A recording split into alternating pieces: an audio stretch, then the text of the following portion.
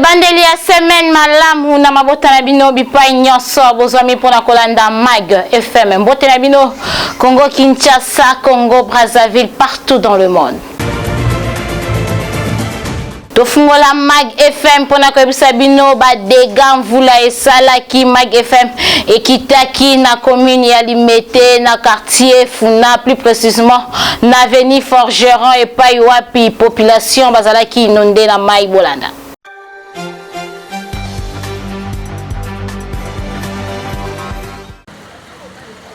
Population kinoise banyo kwa maka mingi soki mvula ebeti pona kobimana ba secteur mususu to pe ba commune mususu ekomaka pasi po badindaka na mai.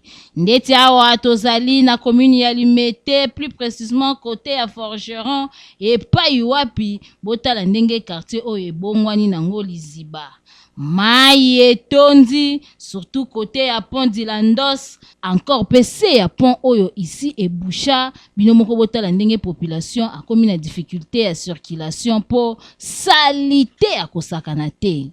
En tout cas moye zate mituka moye lekate bato moye balekezate mai makasi, donc tala ndenge nazali na dindi kutu makasi na bilamba moye kotambola zate ba député ba kota ti ba kokama yo te kala mo soki mbule beti boye banda ko tout eza odinda to mona ne passe na place on ko mona pas tanaka na prince bato ba oleka ba moto eleka te mituka eleka te bato amakolo soki mai etondi to memi mikongo fe to mona passe makasi. Toza na Kinshasa, toza na commune oyo eza représentant na kati ya ville province de Kinshasa, mais makambo toza komona awa bo mingi ya kolobeza te, mais bino moko bamoni bapanzi sango na biso bafandi yo moko otali ngai ndako na ngai kutu na ngongo tozoloba mai tina loketo à partir ya rivière oyo atona pomna ya Kalamu soki moye ezali babuka nanu pont ya Kalamu batombola yango en plus ba curer ba caniveau oyo pour la quand même à l'aise parce que toloba moi trop vraiment, mais solution vraiment ezati Oyo nyonso ezali manki ya suivi ya ba autorité na oyo etali propriété na ville ya Kinshasa po ba caniveau ekoma nango boucher, base ya pont ekoma boucher, alors que soki babandaka ko curer yango mais ba dégâts oyo ezali kosalema te boye kitoko te. Kaka na commune ya Limete, plus précisément na première rue côté ya hôpital HJ, mai etondaki ba dégâts en vule ezalaki makasi.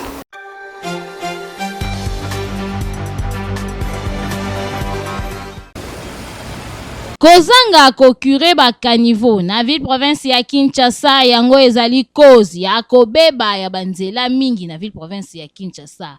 Neti awa tozali na commune ya Limete côté hôpital ya HJ na Dilandos et Paiwapi, mai etondi na nzela suite ya mvula oyo ebetaki. Lokola awa ba caniveau ezalaka nango boucher pe bisika mususu ba caniveau ezali te, conséquence yango yo nzela ebongwani nango mini fleuve kaka ndenge bozali komona population aleli epa ya ba autorité. Opena ebale bena oseya donde ozomona ngo boye formato osipo opena ebale so pena mbule beti ya makasi awa toko otambola te tozozinda banini vraiment ba population toko legama ibete fu solution ezoma na kati ya mboka oyo, donc kini pele fu abongisa mboka oyo tande to sufuri totambola lieste ba mama batambola bien te mboka na biso ba na ba confiance na biso ba congolais ti à chaque fois marché oya ba kotonga ba avenue ba prince ba pesa ba indien, or biso moto ana maîtrise ya mboka na biso ba bien ndako la raté moye besketa ngakazate na sansini biso moto ebi ba nzela ba canalisation ba mai na biso na bikende na osala boye mai na ngaso mbule beti bandoko esken bango skoton ba pesa ba marché pa ba chinois ba ba hebi na ba mboko bazo bloquer na ba passage ba mai eza mbule beti boye ba mai euti boye euti boye nyonso ani yo vanda sko na première esika cha lokolezaki. En tout cas, ba autorité binomoko boyebi ke monguna ya makadam ezalaka mai bozali kobongisa banzela kasi bozali kotala na oyo etali canalisation ya mai te. bino moko botala manque ya bakaniveau to pe kozanga kokure bakaniveau, conséquence mai ezali kotonda na banzela ya boye nzela ekowumela ndenge nini ekowumela te ekobeba kaka po à chaque fois soki mvula ebeti mai evandaka na makadam boye kitoko te bozwa solution. Population aleli pe azali kozela suite ya malonga. Kuna pe na commune ya Kalamu population banyokwa makina o etali ba dégâts ya mvula mai pe kotela kibango baleli epa ya ba autorité.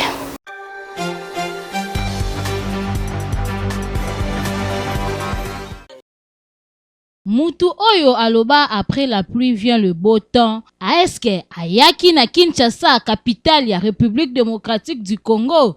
Awa ezalaka après la pluie vient le mauvais temps. Population kinoise banyokwa makana oyo etali ba inondation.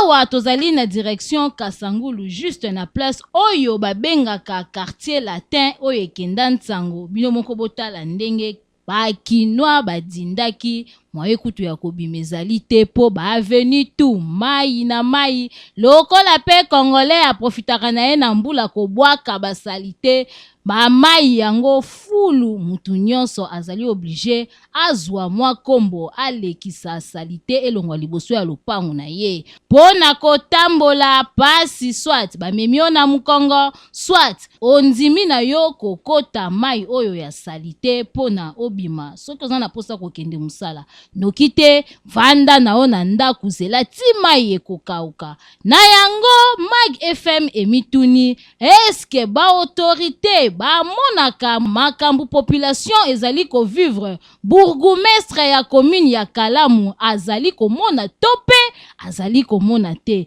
po modèle population azali konyokwama kitoko te mabe makasi boye ezali kitoko te bo trouver solution. Tokende na commune ya Kalamu epai wapi population pe balelisa maki na ndenge mvula ebetaki bamai ekotelaki bango na bandako bolanda.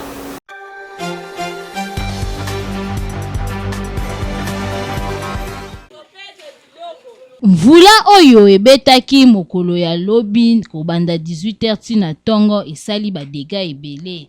Awa tozali na Kauka na commune ya Kalamu epai wapi population banyokwa maki likolo ya mvula oyo mai etondaki ekotelaki batu na bandaku. Pont ya Kalamu oyo pe bino moko boyebi soki etondi ndenge erefulaka mai esalaka ba dégâts. En tout cas population bazali kosenga na ba autorité bazwela bango solution po bo ezali kitoko te. Mone tingane naza na tikali kande nazali atande na tikali kabo biloko nyonso ebebi siko na osuka wapi po basela kiso to kansike baseso bonheur ebe uteso maleta toki ka mai ekoti to tala bo miri no sebuka ni pamba ngo basali mabe elembi ba ese de mai elembi si miri ta bandako zwandako babiloko nyonso libanda bala babebe bameli ba mai to moite leta lo balikambo ba enze oyo baya na koluka méthode mususu bazo nyokola bato bazo nyokola so ta benande to se to babiloko yango ebebi siko babiloko ndenge bebe na ngo ofutango oyo ezali pasi pe mawa komona ndenge ba congolais babebisaka babiloko na bango après ba inondation ya mvula pe lisusu ezali mawa mingi epai ya ba autorité ndenge bazali ba incompétent na kosilisa ba inondation na ville province ya Kinshasa po ezali na nka keloko mukie kasi bango bazali ko trouver solution te. En tout cas salongo esalema ba caniveau ezala curé ba pompe ezala curé po makambo boye esalema lisusu te. Na commune ya Matete plus précisément na quartier Kinsaku nzela e bebi makasi nzela ngo pe babengaka ngo kaka Kinsaku direction wana e beba makasi ako tozali pe na ba période ya mvula kuna ekomi na ngonde lac Holanda.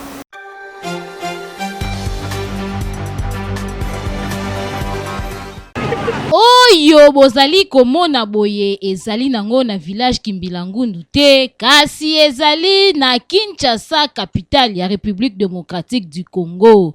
Awa tozali na commune ya Matete na quartier Kinsaku nde ekomi rivière o bozomona bango moko babengi yango lac Tanganyika nzoka nde direction oyo ezalaki kitoko, circulation ezala malamu. Kasi depuis nzela ebeba, botala modèle nzela ekoma. Na mvula o ebetaki mokolo ya lobi, mai etonzi awa na ndenge ya kosakana te. Tala ndeti mutuka ya jaune oyo ezobunda na ekende awa, soki omeki na mutuka no manevre moteur ekolala yo awa, okozanga même moyen ya koleka. Population bazali ko vivre na salite ya kosakana te po mai oyo eumeli mvula soki ebeti ebakisamaka kaka. Population baleli. Tozoyeba te soki lac Tanganyika nde ekomi na matete, babukumesa matete tozoyeba te soki batambolaka, soki pe bamonaka pour partout, okende lokoro, okende mboloko, okende o bateke, partout matete eza ya kobeba. Toza na kati ya Kinsaku, me tala mutuka ndenge ezoya na kati ya lac, donc mawa. Oyo eza principal numéro 1 oyo ememaka batransport oyo ekendaka Kisensu. Donc bandeko pe ya Kisensu bazosufri mpona kozwa batransport. Bokomesa na biso tozoyeba te. Ezalaki boye te biso ne ya Kinsaku. Tokomi bamama mbo toboti bana na Kitoko ti tokoli boye na age ozomonela nga na Kitoko toyebaka eloko oyo te. Biso le toyiba na mike tozosakana na terrasse oyo tozobenga terrasse mabele ozoyoka so na koti na Kitoko na terrasse na kilobi matina na komi na matete donc à l'aise makambo so à l'aise tokomi na matete mais lelo nde tokomi toyebite tala bino mo bakonzi botala. En tout cas, bourgmestre ya commune ya Matete, population na yo balobi bayebi yo te, tika kolanda malili ya bureau kita na terrain, tala bisika nini commune na yo ezali mabe, oyeba na kobongisa po boye ezali kitoko te. Population balobi bakotindika yo ti okopela, soki opeli te bango moko bakosan charge na yo boye kitoko te. Tellement vula esali ba dega mingi na ville province ya Kinshasa, ba kinoa bazanga ki maloba te bolanda ba propos oyo.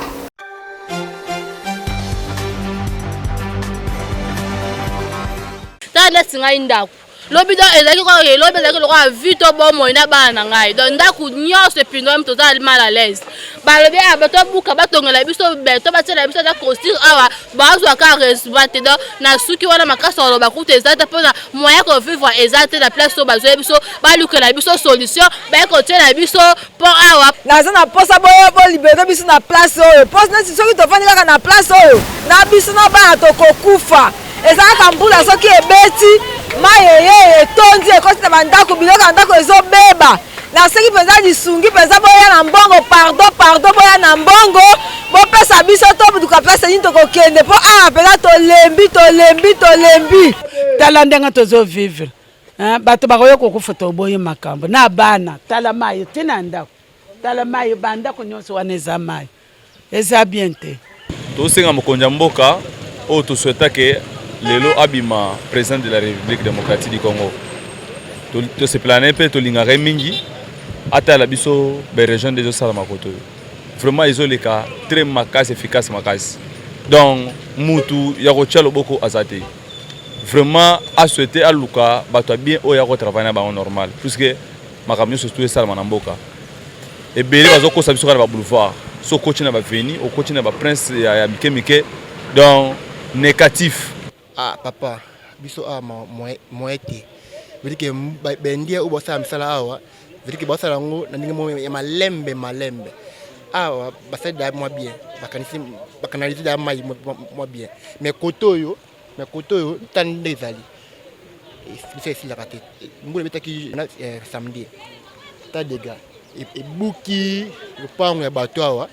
Après biso ba inosa kotoyo na habité to dindi maiti liwa misala esalama babongisela biso misala esila po boye tozotelengana toza na ministre topedre biloko ebele tosatala nde toza salite boye tala nde totemi bilamba kolata eza te toza libanda na bana babebe bana bakomi kolala na mituka tokosuka wapi basalelaki biso pont mais finalité na yango ezozala te toza awa toza vraiment enclavé donc na mai donc eloko basaleli biso toyambaki yango malamu gouverneur asalaki biso eloko moko ya malamu mais ezokréele biso batort ebele tala nano ndenge ecréé baconséquence clôture eza kobukana bana moyen te biloko nyonso tout perdre biloko donc moyen te mai ezali konyokola bakinwa mingi bazali kosalela kaka ba mai ya mabulu to pe ya basource to pe ba mai ya fourrage basengi na ba autorité ya régie des eaux ba kobongisela bango mai.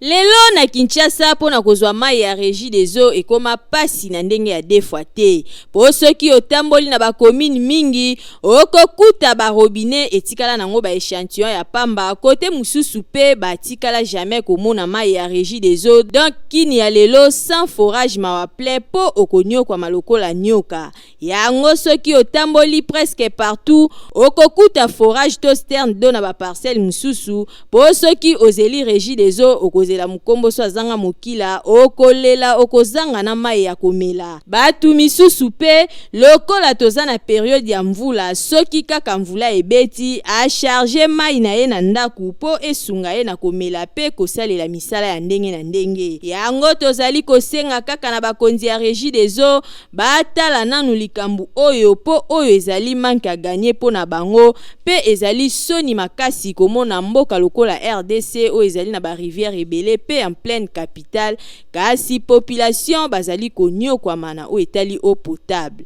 L'eau c'est la vie ndenge balobaka okoki kozanga eloko ya kolia kasi mai te po soki olembi na nzala osokoli ata mai ya pamba okozwa courage. Boyoki boye tanenge chi tanenge sali kitoko te. Ndenge moko na courant na ville province ya Kinshasa ekoma diamant population ba bénéficiaka lisusu na courant te basengi na ba autorité ya SNEL ba ko trouver les bango solution po bazali ko futa ba facture kasi courant ezali kozala te.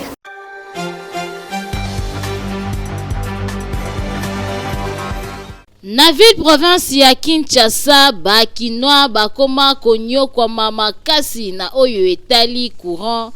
Bajan ya SNEL basalaka lisusu musala kitoko te po soki otamboli na ville province ya Kinshasa na ba commune ebele oko constate que mulili ekoma mingi po courant ezalaka lisusu te na ba kote misusu courant ekoma nango ya mari de nuit e ya kakaka ba 1h 2h 4h ekieit boko sutuka na tongo boye courant ezate soki ozalaki na chance ya ko sutuka na ba 1h to 2h ndoko mona yango population bayebite basala nini po ebele bafutaka ba facture na bango kasi SNEL na ngambu na bango apesaka bango courant te azali kosala musala kitoko te kote misusu ba câble ya courant ezalaka lisusu kitoko te ekoma kozika zika alors que courant na bandaku ekomaka lisusu te na bandaku ba para électroménagère ekoma nango ba statut bikeko po esalaka lisusu misala o esengeli esala te po courant ezalaka te na yango population bazali komituna kafumba na barrage ya Inga o ezali awa na République démocratique du Congo musala nango ezali nini po bango moko ba congolais bazali ko se retrouver na courant te ba Jean SNEL bo trouver solution po mboka ezali kokufa boye kitoko te. Soki mvula ebeti transport ekomaka pasi ba chauffeur bakomaka mingi na système ya demi-terrain.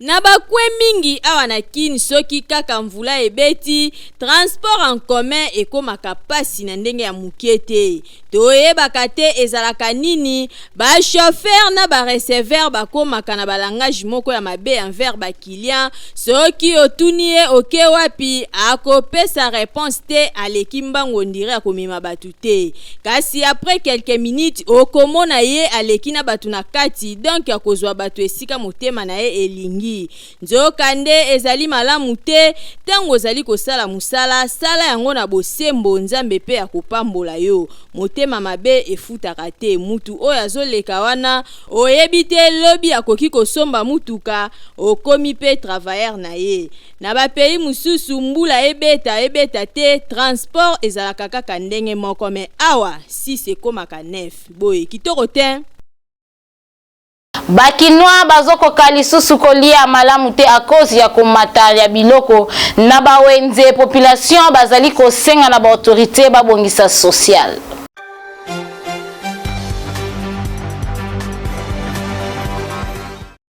Adège moko elobaka ventre affamé n'a pas d'oreille, c'est-à-dire libumu oyo ezali na nzala ezalaka na matoi te moyen mutu asala musala malamu ezali te. Bino moko boyebi soki ozali na nzala okomona nyonso ezali mabe po oli eloko te. Kasi awa bakinois bakomi kolela po modèle biloko ezali komata na bawenze ngaye tolukelela yango kombo.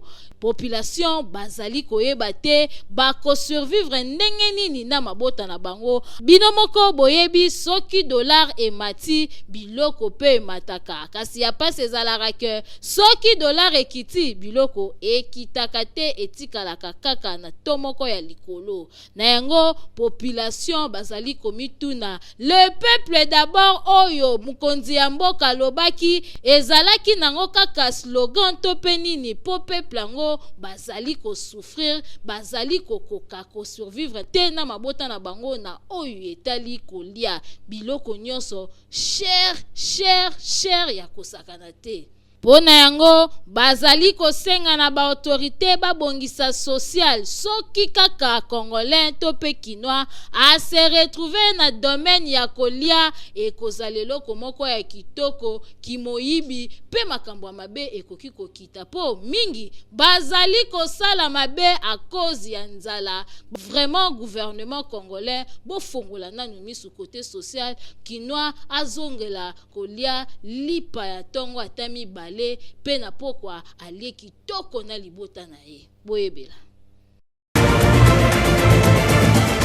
Tokomi na suka ya Mag FM soki bosepelaki na édition ya mokolo ya lelo bopesa merci mingi na équipe technique pe rédactionnel oyo bazalaki wana pona kosala musala kitoko na sima ya caméra tozalaki na Samuel Ilunga yende mutu abendaki biso bilili montage ikumbamaki epai ya Peta Francis kaka ndenge na lobaka jamais tokabwana sans koloba maloba ya motuya oyo papa na biso aebisaka biso toujours nul n'a le droit d'être heureux seul sur la terre. Wana maloba yemei de king daddy de daddy maître Billy Maloua Cléophas nul n'a le droit d'être heureux seul sur la terre. Oyoki ngana bino tokutani mikolo ezali koya soki nzambe apesi biso lisusu bomoi te.